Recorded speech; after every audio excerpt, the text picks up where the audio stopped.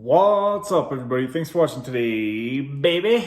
All right, guys. I hope you all are doing well out there. Before I start today's video, you need to know that I am not a doctor. I am not your doctor. Do not take medical advice from the internet. This is just for entertainment purposes only, and for me to share with you guys my experience. That's all this channel is about, guys. All right. So that being said, let's jump into this. Also, before I start, I wanted to let you guys know that this might seem kind of like me bashing Suboxone.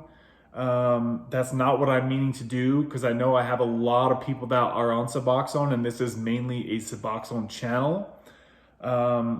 Basically, what I'm meaning to say by that is I believe that Suboxone is a necessary component for people who are struggling with opiate addiction. However, after experiencing 5 years of challenging withdrawals and tapering and whatnot, I don't think that people going forward should have to suffer through that like I did, right? So what that might look like is, just generally speaking, now obviously everybody's situation is going to be different. People are going to need different things. Every situation is going to be different. So just generally speaking, if I was to do this all over again, I would probably go on Suboxone starting right away from my opiate addiction of painkillers. I would go on to Suboxone for 6 months. I would build a solid 6 months of clean time. Okay, and I would not even think about getting off of Suboxone in those 6 months. Build a solid 6 months at least of clean time. And I find that usually after the 6 to 12 month mark, that's when a lot of people start to think negatively about Suboxone, right? For the first month, 2, 3, 4, 5, 6 months, Suboxone feels like it's an amazing savior, and it likely saved your life like it did mine, right? But there comes a time in your Suboxone history where it starts to the pros start to outweigh the cons. And that's why I'm saying that 6 months is probably a really good mark to reap all the benefits of Suboxone for the first 6 months, and then you're going to probably start getting sick of it around 6 to 12 months. And then you're going to start having side effects pile up, stuff like that. And I believe that's when Sublocade should come into play. Now, I'm not saying that everybody should do this, right? I'm saying that if you've tried to taper off of Suboxone, you've been unsuccessful like I have several times, that's when Sublocade can be, or if you don't even want to, if you know that you're going to suck at tapering, that's also when this Sublocade could come in and really help you out. So there's just, like I said, there's so many things. I'm not trying to put everybody into the same box, because everybody's situation is different. So like I said, I'm not just trying to diss on Suboxone. That's not what this video is about. I'm just saying that for people that are sick and tired of Suboxone, they're sick of taking it every day, this Sublocade might be an awesome thing for you to consider. And I'm going to tell you why, because I do have experience with it now. So starting off with number one reason. So this is going to be 5 reasons why Sublocade is better than Suboxone, or something like that, however you want to word that. And don't worry, guys, I'm going to come up with a list of cons as well. Okay, I'm actually going to do a full video of Sublocade pros and cons, and then Suboxone pros and cons. Put that all into one big video. But today I'm just going to talk about why Sublocade is a better option than Suboxone when the time comes, right? So number one, and this is by far the most important thing that I've noticed, the difference that I've noticed on a day-to-day. If you look at the charts, and what I mean by the charts is, if you get on Google, you Google, what is it? Suboxone versus Sublocade half-life, right? And what that basically means is how you're going to be feeling all day long. If you look at the Sublocade or the Suboxone chart, it's up and down, because you're taking your dose, it kicks in after an hour or two, and then you're going straight down. Same thing, you dose, it's like this. This is what my day felt like when I was taking Suboxone. If you get on Sublocade, you don't have the highs and lows. You just feel steady. And over the month, pretend this is a month chart right here, right? You get your dose, it spikes you up to here, and then over the month, you slowly decline. And it's such a slow thing that you don't even notice it. You don't feel the decline. You just feel normal. You guys have heard me probably say this 20 times now since I've been on Sublocade. It's a totally different experience, and people that have not tried Sublocade, they're not going to really understand this. They're going to think, oh, you're still on Suboxone. I'm sorry to tell you that it's a totally different experience. It is not even close to the same. Even though it sounds weird to say that taking the same substance could be such a different experience. I'm sure there's other things in life you could relate that to, but the half-life is what it's all about, guys. That's really what it all comes down to. Think about it. The most damaging drugs are the drugs with the shortest half-life. And there's a reason that they're damaging, and because they're short half-life, things that are like instant kick in, instant gratitude, instant fluctuations in your brain chemicals, those are the things that are so addictive, right? Because they have that quick half-life. They give that quick dopamine hit, that quick reward that you didn't even earn just by putting a pill in your mouth. So when you really slow things down, and that's why Suboxone is so much better for your recovery. Well, obviously taking painkillers has nothing to do with recovery, but if you're comparing painkillers to Suboxone, if you're on Suboxone versus painkillers, you are in a much better place and you are on a much better road than you were with the immediate acting opiates doing this all day long. So Suboxone really slows it down for you, right? Just like this. So because of the long half-life of 34, 35 hours, whatever Suboxone is. Please don't nitpick me on the exact hours of Suboxone's 32. Like you can find a variation of different numbers of half-lives across the internet, guys. So please don't try to correct me on it's 32.6 hours. Like I'm not getting that nitpicky here, okay? So basically you don't have the ups and downs. You don't feel like you're kind of losing your mind sometimes. Sometimes I felt like I might be a little crazy in the head. And that's because my emotions were being fluctuated by the drug that I was taking, right? So again, you feel like this when you're on Sublocade. You feel normal all day and all night. You feel normal. You don't have the ups and downs. And that is one of the huge things that if you're on Suboxone and you're not ready to give that up, that's probably the person that Sublocade will be unsuccessful for. If you really enjoy the feeling that you get once you take your Suboxone, that's going to go away. You're not going to feel, I don't even feel any buprenorphine ever in my life since I've been on Sublocade, guys. I don't, and some of you might not believe me, but it's the God honest truth. I don't even feel like I'm on Sublocade. I don't feel it at all ever. So that's the number one thing, guys, and that's the most important thing, is that you feel like you're a normal person. You don't feel ups and downs. If you guys don't feel like you're up and down all day with your Suboxone dose, then maybe this doesn't apply to you. Like I said, everyone's gonna be different. Number two, and sorry I'm dragging these points on so long. Obviously, I have a lot to say about this stuff. Number two is you guys often hear me talk about comparing like Kratom and Suboxone and painkillers. Like I believe that Kratom is worse than Suboxone because of the short half-life, right? You have to take Kratom 4 to 5 times a day. Suboxone, you take once to twice a day for most people. Okay, so where was I going with that? So with Sublocade, all it takes from you is one trip to the doctor's office once a month and you are done. You don't have to go to weekly appointments for your MAT counselor and doctor. You don't have to go get your prescription once a week at the pharmacy. And even if you're up to like once a month with your Suboxone, that's still that many more things that you have to do, right? You have to go to the prescription. You have to go to your doctor. You have to go to your counselor.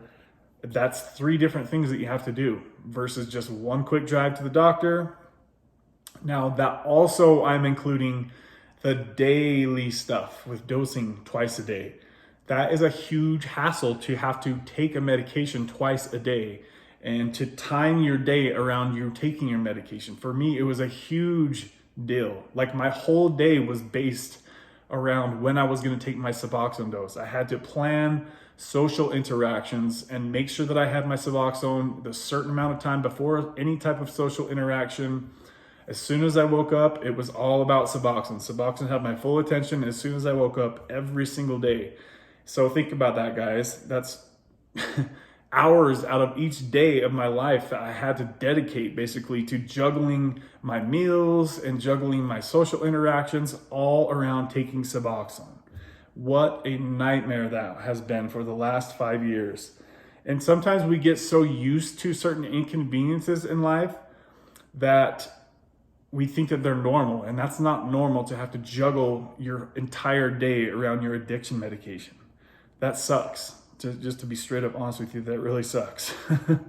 So it's all about, for me, how much time you have to give your addiction. And with Sublocade, all you have to give your addiction is one drive to the doctor's office once a month. You don't have to dose every day. You don't have to drive to 4 different places to get your medication. It's so much simpler, guys. Okay, let's move on. Number 3, you can't abuse Sublocade. Suboxone has been known to be a medication that some people snort. Some people have even injected it, which is insane sounding to me, but there are people out there. I've seen people in my comments say that they do these things. Some people snort the medication. That can really ruin your septum and your nasal stuff, I'm sure. And it could probably cause you some kind of brain damage if you snort too much of it, guys. Do not snort your medication. Please do not inject your medication.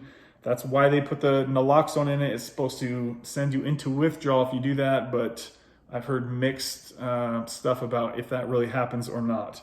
Please don't do those things, guys. If you're abusing your Suboxone those ways, then try just to take it the right way if you could, guys, because you're not doing anything for your recovery if you're abusing a medication that way. All right. Also, another thing on the same category as abusing is you can't run out of your Suboxone early, right? There's been many people in my comment section that have let me know how scared they were to go into withdrawal because they overtook their medication. Some people have to go buy the medication off the street because they take too much and they run out early, and then the doctors won't help them, right? So there can be so much anxiety based around a person getting into like a rut in their life and then trying to think that taking more Suboxone is going to somehow make their situation better when it doesn't. All it does is cause them more stress when they run out at the end of the month. So those are 2 huge things, guys. Another thing, still on the same point, is you can't just stop taking your Suboxone and then flip-flop back to painkillers or the stronger stuff, the injectables, right?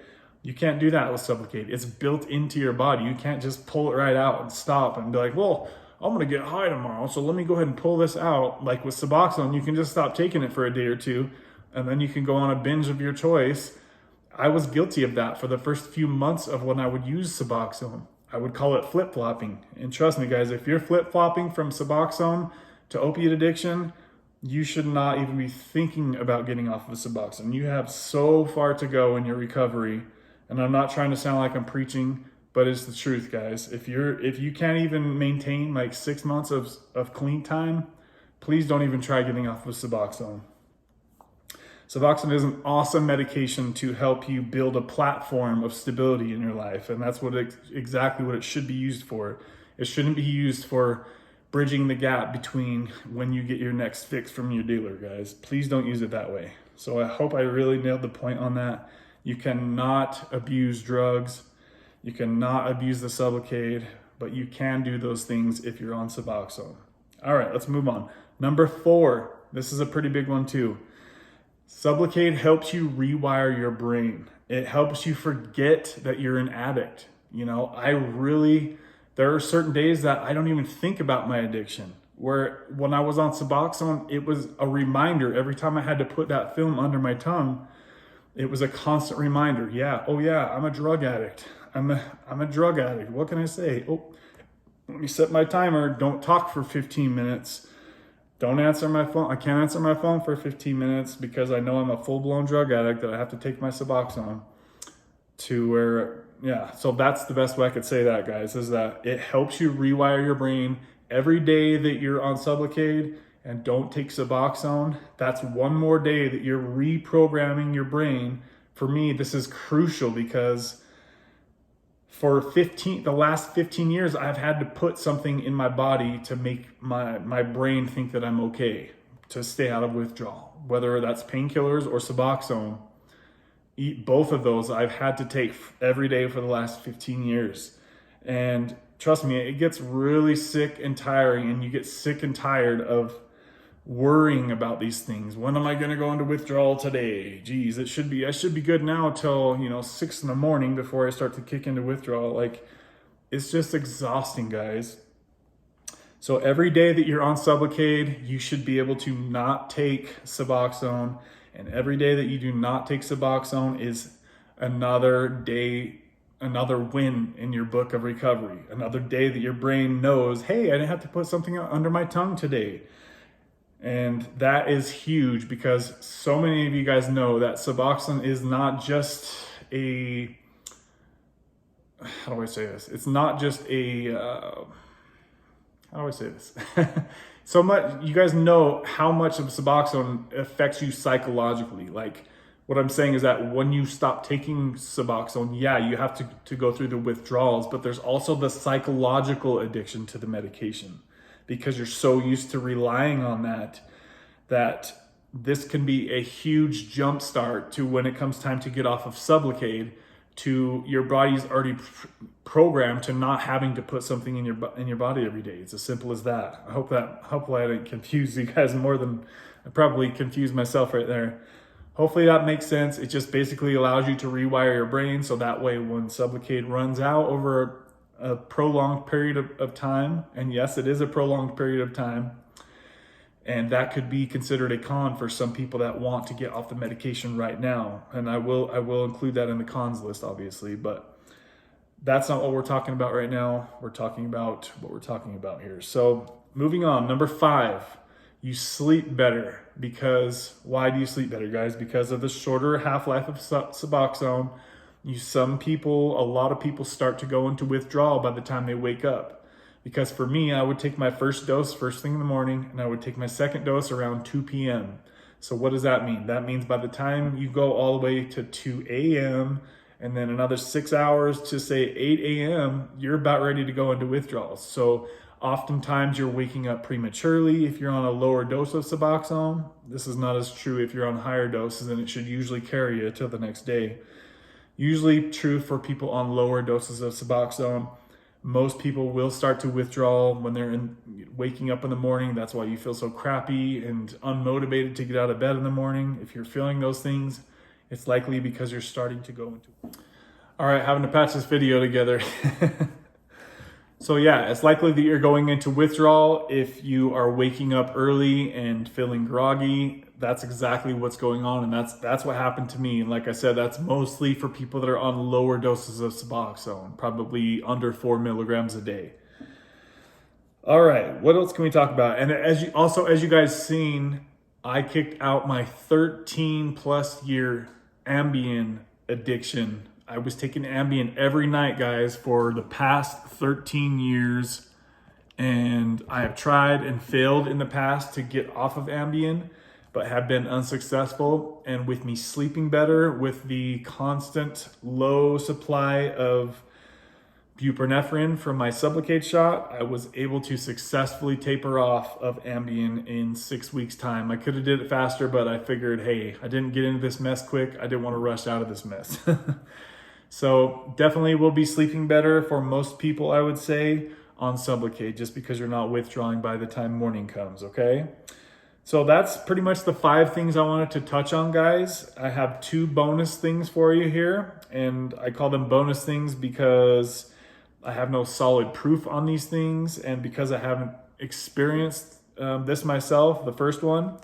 So the first bonus one is, and this is the main reason that I got on Sublocade, is because I've read countless people that say there is either low to no withdrawal from it, okay? And I've seen some comments that you guys are saying, hopefully, I know that there's some people out there that probably think that a Sublocade withdrawal is going to be just as bad as Suboxone withdrawal, but I highly disagree with that based off of a few things, based off of how different I feel on Sublocade and how slow I'm seeing these little things dissolve. It's incredible how slowly these things go away. And what that tells me is that it's like you guys have said, this is going to take quite a while for this stuff to come out of your system. And that's exactly why I believe there will be either low or no withdrawal symptoms coming off of this, because I'm going to be being fed from 3 little tiny dots. 3 or 4 months down the road, there's probably going to be a little tiny piece still in me, still just barely tapering me slowly over many months, guys. So obviously, if I'm wrong and it's just as bad as Suboxone somehow, some way, I cannot see how that can happen. But if I'm wrong and that's what happens, you guys know I'm going to get on here and tell you. Of course I'll tell you that. So there's that, guys, right? That's a pretty good reason a lot of people choose Sublocade, is because they don't want to suffer this as serious withdrawals. I'm sure obviously there's going to be some things, but it should not be as uncomfortable as it was to get off of Suboxone in the past. And then the last thing, and why I said this is also a bonus thing, because there are no studies out there on this yet. One can only assume, and that would be that your teeth issues should be improved going from Suboxone to Sublocade, or how I should say this. Let me reword that. Sublocade should be less damaging to your teeth than Suboxone. That's a better way to say it, because the damage that's done from Suboxone, that damage is already done. Like, Sublocade isn't going to repair your damaged teeth, obviously. But there's a couple things I believe that come into play when people are experiencing teeth damage from Suboxone. And that the first one is that any type of opiate, I'm trying to remember how this all goes now. Any type of opiate dries your mouth, right? And when you get dry mouth, a lack of saliva production, that makes your teeth more susceptible to, bacteria type stuff that eats away at your roots and stuff like that. I don't really know how to say it all like perfectly. I'm not a dentist, but hopefully you guys know what I'm saying, right? If you get dry mouth every morning, breathing through your mouth all night, guys, and that's what opiates can do to you, is give you dry mouth. And that is definitely one of the things that goes towards teeth damage. And another thing is, and you guys know what I'm talking about. You feel like you have acid in your mouth sometimes, right? After you've had that Suboxone swishing around in your mouth for 15 minutes, sometimes I would feel like my teeth were sore after taking Suboxone. And this is like, your teeth are like baked. I just always pictured like my teeth baking in battery acid. That's kind of how I thought about it, right? And it's just not a good feeling. Like, you feel kind of gross after you feel your teeth are like sore from Suboxone. Like, what? Why is it doing that? So obviously, since you're not putting that medication and swishing that around in your mouth, it should have a lot less damage to your teeth, because you're not baking your teeth in battery acid every day, guys. Now, obviously, I'm being a little bit dramatic, but kind of for a good reason, because Suboxone is proven. There's lawsuits out there about this, that Suboxone is ruining people's teeth. Has ruined many people on my channel. I have received more people than not have had serious dental issues after getting on Suboxone before they were ever on Suboxone. So it is proven. There are lawsuits going on about this right now. You guys can Google it if you don't believe me. Obviously, I'm sure there's gonna be studies in the future about what I'm talking about as far as comparing Sublocade to Suboxone and teeth damage issues. I almost guarantee you guys that it's gonna be better for your teeth when you're comparing Sublocade versus Suboxone. Suboxone is known to rot your teeth, guys. So I'm pretty sure most people are gonna want to take care of their teeth, and they're going to want to stay away from damaging their teeth as much as they can. I just spent $1,500 to replace a cap that I already had replaced like 10, 15 years ago. Like, dental work is so expensive, you guys. It is outrageously expensive, especially if you're paying for this stuff cash like I had to. I had to pay $1,500 just to replace a cap. That freaking sucks, man. So I don't know about you guys, but I don't want to do any more teeth damage than I've already had in my mouth over my lifetime. I need my teeth to last. I like the way my teeth look. They're straight. I spent $5-6 grand to get braces. I whiten them. I keep them clean. Like, I believe, like, I like the way that my teeth look, and I want to keep them looking healthy, as healthy as I can anyway. So that's really all I had to say about this. I'm sorry this was a much longer video than I had anticipated it being. One thing I wanted to mention too, I forgot to mention, I think at first, is that there can be a stabilization period. You know, sometimes depending on how good your doctor is at understanding Sublocade and the doses from transferring from Suboxone to Sublocade, some doctors are just not going to be willing to go from the basic copy and paste 300 start dose. So if, what I mean by that is, say you're on 2 milligrams of Suboxone and your doctor is only willing to start people on the 300 milligrams Sublocade shot. It can be done, but that is going to be a very strong dose for you. My good buddy who did those exact doses, he said it took him about a week to get out of that really sedated feeling. So there can be some complications for the first, I don't know, week or so. If your doctor is not very good at understanding what type of dose you should be starting on and being able to either bump your Suboxone dose up before you get your Sublocade shot or negotiate the Sublocade shot to a lower dose. There's going to be doctors that are not going to want to do it one way or the other, but they should be able to at least raise your Suboxone dose up before injection, or they should be able to lower your Sublocade dose and not start you off at such a high dose of 300 milligrams. So hopefully there were some good points in there for you guys. If you're considering Sublocade, I think you really, the big thing is you really have to be ready to feel normal. You're not going to feel the Suboxone. You're not going to get the same feelings that you get from Suboxone. I promise you guys. So if you're expecting to get that from Sublocade, you might as well just stay on Suboxone, because you're not going to feel like that. You're going to feel like a pretty totally different person. 100% honest with you guys. It's not the same experience as Suboxone.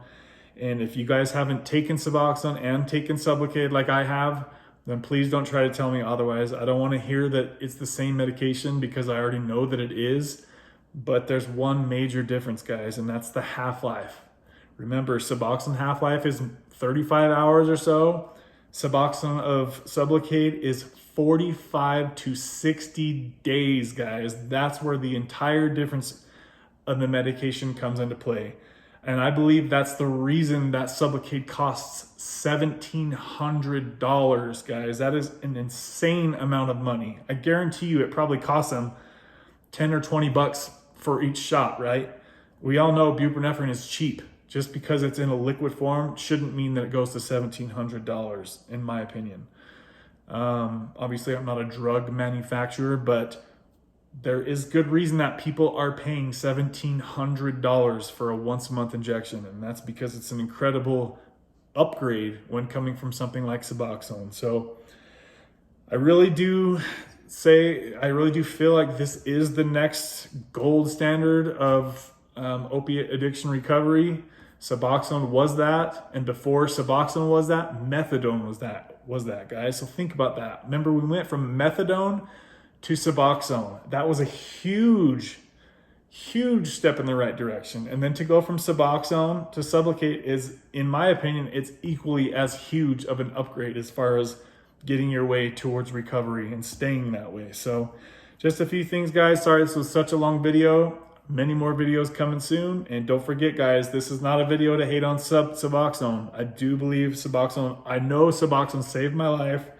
And I do believe that opiate users who are stuck in active opiate addiction should definitely get on Suboxone, and that will start the recovery process, guys. So that's all I had to say for this video. I'll see you guys on the next one. Have a good day. Bye, guys.